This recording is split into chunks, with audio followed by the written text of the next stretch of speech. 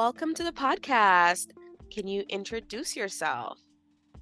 Hi, KJ. Yes, my name is Jackie. I am an international school teacher in China. I teach first grade in Shanghai at an American school. Thank you so much for joining us on the podcast today, Jackie. I really appreciate it. Just to start off, my first question for you is, are you a certified teacher? Yes, I am certified. I went to the University of Missouri and received my degree in early childhood education. I also stayed there for a 1 year accelerated master's program. So I also have a master's in curriculum and instruction. Wow, that's amazing. Now, what made you decide to relocate? I always wanted to teach abroad, and I think it was when I studied abroad, sophomore year of college. I studied in Sicily, and I knew that someday I wanted to live abroad.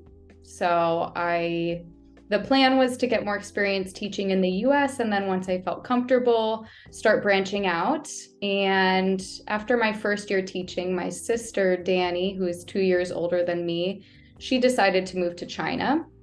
So she kind of already set the precedent for living abroad. And 4 years later, I felt ready. And actually, 3 years later, I talked to her. I said, I'm ready to consider moving abroad. I'd love to look at options. And she helped guide me in the right direction in terms of what types of things to prepare, what platforms to sign up on. And she spread the word by talking to her friends as well. That's And so that's how I awesome. got my first post in Colombia. That is awesome. It's great that you had someone to fall back on to be able to get some support and answer questions. I think one of the things for me with starting this podcast was to have a space for people who needed to find the information because it's not Mhm. really easy to find. There are resources out there, but you have to really do your digging. And I'm glad that you were able to have someone that could help you in that process. Um, Yes, for sure. She's been insanely helpful, and she is the reason why I got my second job as well, because she was working at this school previously. And when I told her I was ready to come to China and I wanted to spend time with her, and it's a long story, with how COVID was and everything. She helped me talk to the right people and also gave me a lot of guidance. Great, great. Now, you mentioned Colombia. Can you tell us a little bit more about the first place you worked? So in Colombia, I worked at a smaller, actually not smaller. It was about 6 classes per grade level, school in Medellin. And it was a really great experience. I arrived there in July 2019. So that was about half a year before COVID hit. And I gotta say, the first few months were really challenging. I knew that this was going to be hard. I had lived in upstate New York for 5 years as a young child, and then otherwise I'd lived in the Midwest. So I prepared myself for the transition. So I allowed about 3 months of just taking a lot of time to myself, taking things very slowly, really just focusing on work and my mental health. And then I started expanding and trying to make friends and explore other interests. I traveled a little bit around Colombia, and then unfortunately, the pandemic hit around March, and then we got locked down.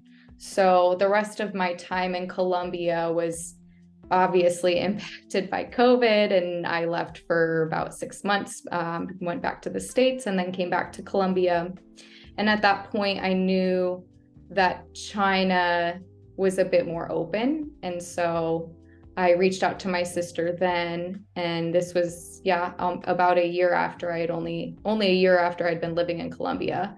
But when you teach internationally, you have to make your decisions super early on. So I had told her, I'd like to look at some other options. Let me know if you know of any. And I started looking on the platforms as well.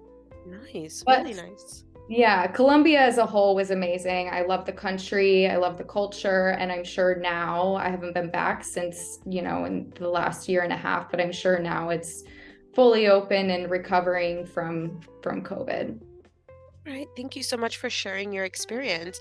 Now, a little bit of a random question. Are you an introvert or an extrovert? I love this question because I feel like when people meet me, a lot of times now they assume that I'm an extrovert, but actually I'm pretty introverted. I get more energy from just being by myself at home.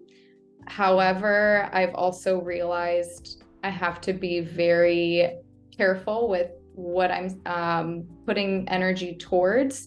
So if I'm with a big group, but they're all people that I feel like I can connect with, then I'm not so drained. But if it's a social situation that's a lot of people I don't know, I feel like I have to say the right thing, then that's a bit more draining for me. Understandable. I think for me, I'm a little bit of both.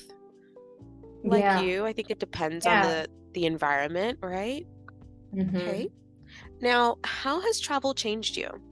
You've been in China for a little while now, and you've been able to kind of bop around and go to different places. How has it changed you? Hmm. Oh man, it's changed me a lot. Um, it's caused me to go more with the flow on things. So many crazy things happen when you're abroad. Many people don't know the language. The moment you leave your apartment, you have to be ready to just interact with whoever and be in these social situations that you're not used to. And yeah, I used to have just a lot of fears, even going to the airport. I would have extreme anxiety. And now I'm like, all right, here we are. We're at the airport. Let's get this show on the road. So it just forces you to be in this place of discomfort a lot of the time. So you end up just getting used to it. And when I go back to the US and when I travel other places outside of China, even when I traveled outside of Colombia to places like Europe and North America, things just seem so much easier. Nice. Thank you so much for letting us hear that. I think it's important for people to understand when you travel, situations aren't always going to be ideal, and we have to just learn from it and pick up and keep going, right? Mhm. Now, how has teaching abroad been different than teaching in the US? I would say it's different in a lot of ways, but it's still similar in a lot of ways. So, both in Colombia and here in China, I still teach Common Core. So, even if teachers who are listening, maybe they're familiar with Lucy Calkins, I've been teaching that since my second year of teaching, and this is my ninth year of teaching. So, in a lot of ways, I've been able to take my skills learned from teaching in the US abroad. And some other ways it's similar that right now my students are primarily Chinese, but they're speaking English as a second language. And so that's what the instruction is in the classroom. Same with Colombia. It's a little bit different because I have had to adapt some certain practices because they're second language learners. And that has actually been really helpful for me and my thinking in learning new languages too. So for students who don't understand, just even simple things like, who can repeat that in Chinese, or who can repeat that in Spanish, or who could explain that? And um, I'd say also with my jobs teaching abroad, I've felt, at least in the school I'm at now, a lot more autonomy. My admin really trusts us to do what's best for our students. I feel a lot less pressure to always be taking data and analyzing that. I see a lot of more support in terms of social emotional. So we have more counselors, and yeah, and I'm lucky to have an assistant.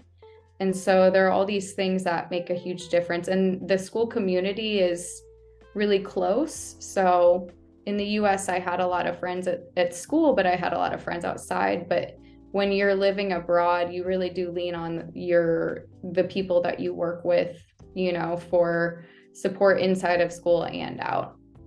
I feel like my quality of life also has increased because this job has allowed me to explore other interests that I wouldn't have been able to in the US.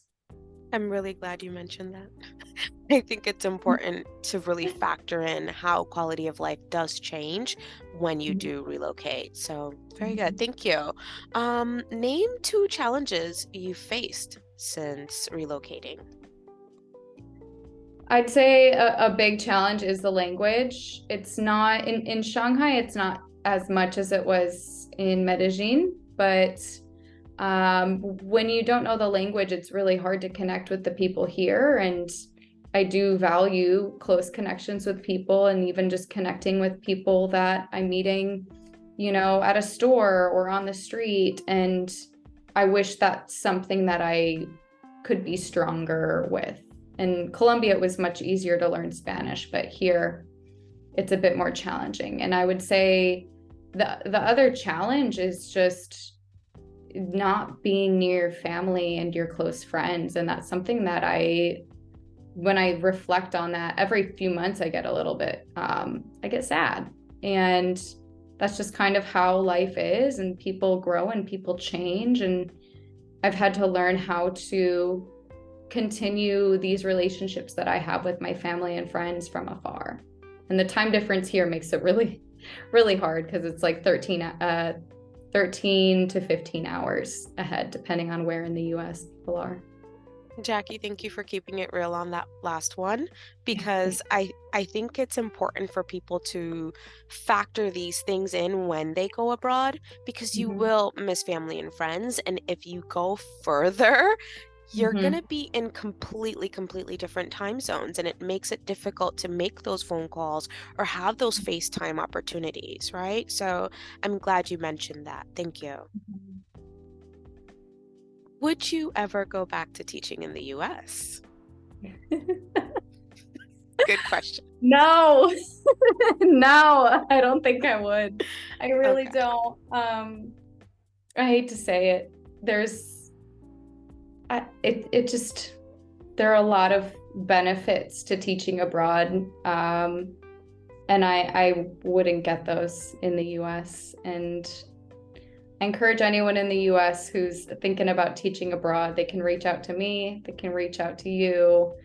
I mean, we do it because we love it, right? But it comes with a huge cost. Correct.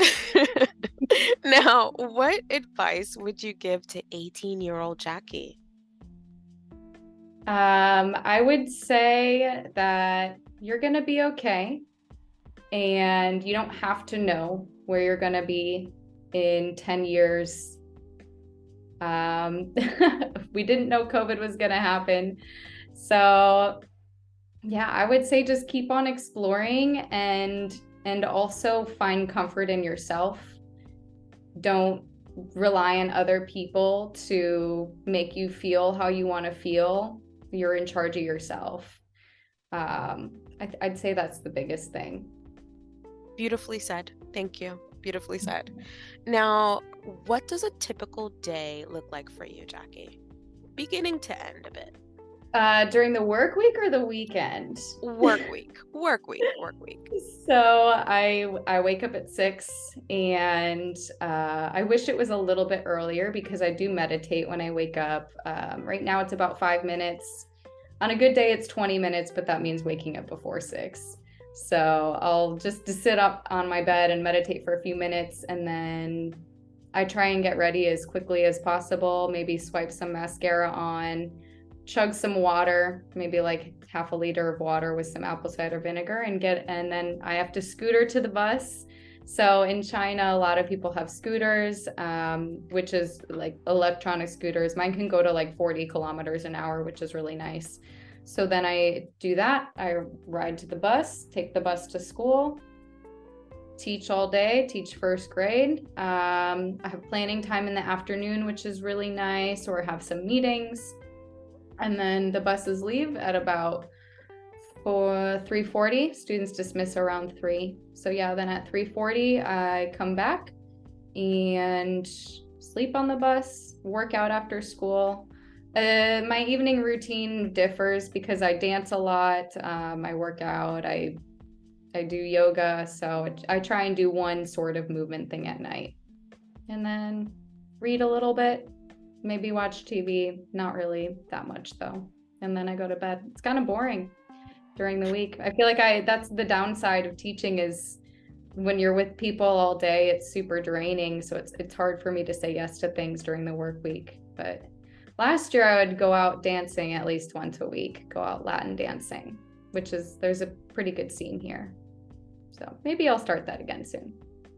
Sounds good. That actually sounds like a really good day. It really does. Yeah. It might seem like it's boring, but it honestly sounds like a really good day. Yeah. All right, Jackie. What's one question you wish I would have asked you? Oh, that's a good question. I guess like what's the most rewarding part of teaching, maybe, or most rewarding part of teaching abroad? All right. Well, can you answer that for us? I think it allows me to be exposed to a lot of different cultures and people that I normally wouldn't have. In the US, my friends are amazing. I love them. We're all from the same places. We're all from the US. And here I have friends from all different countries, and like Armenia and Russia and Brazil and just any country, you name it, there's someone here that I know. And I think that's really cool because it allows me to see beyond what I grew up with and what I know, and it challenges me to think differently and act differently. So I say that's the best part of living abroad, and teaching abroad is just it's similar, being with students who are from different cultures and allowing us to grow together and learn together. And I still get to do the thing that I love to do in the US, but somewhere else. Beautifully said. I think the best part of connecting with people from different parts of the world is that you make these amazing, beautiful connections with people you probably would never have. So I think you are correct. I'm sure that is the most rewarding, and I hope many of the listeners are able to experience this as well. Yeah. That was it for us. Where can the listeners find you, Jackie? They can find me on Instagram at Jiglets. So I'll spell it. It's Jiglets. It's just a nickname. Thank you. Thank you so much, Jackie. I'm so happy you were able to join us, and I look forward to continuing to connect with you to maybe talk about other opportunities for us to come together and connect and share some more resources with listeners. And again, thank you so much, Jackie. Take care, everyone. Bye-bye. Thank you, KJ. Bye, everybody.